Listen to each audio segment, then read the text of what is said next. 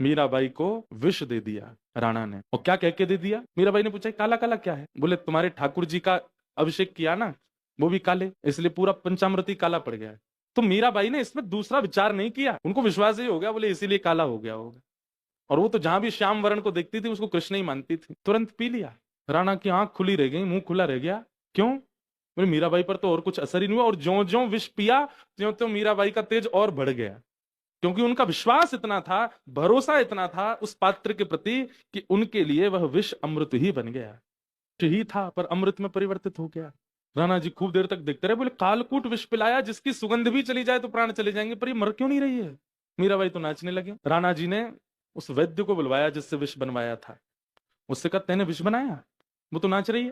बोले भगवान उसकी एक बूंद जीभ पर चली जाए तो व्यक्ति की मृत्यु हो जाएगी, वो पूरा प्याला पी गई है, कैसे नहीं मरी मुझे नहीं पता। राणा जी ने कहा वो प्याला ऊपर ही पड़ा होगा, उसको मंगाओ। पात्र मंगाया, उसमें एक आध बूंद रह गई थी। बोले अब इसको तुम चाटो, अगर तुम्हारे प्राण चले गए तो तुम मान जाएंगे कि ये सच्चा था, और नहीं गए तो हमारी तलवार प्रतीक्षा कर रही है। तो उसने सोचा मरना तो दोनों तरीके से ही है, पी के मर गया तो भी मृत्यु, नहीं मरा तो ये मुझे वैसे मार देंगे। जैसे ही वो एक बूंद जीभ पर रखी, वैद्य के प्राण चले गए। पूरा परिवार ससुराल मीराबाई का स्तब्ध हो गया। बोले ये कैसे संभव है, ये मर गया वो नहीं मरी। उस वैद्य के शव को भिजवा दिया उसके घर वालों के पास। घर वालों को जब पता चला कि मृत्यु कैसे हुई, मीराबाई को मारने के लिए इन्होंने विष बनाया था, उससे मीरा नहीं मरी, तो एक बूंद इन्हीं को पिला के देखा कि विष में ताकत है कि नहीं, और ये मर गए।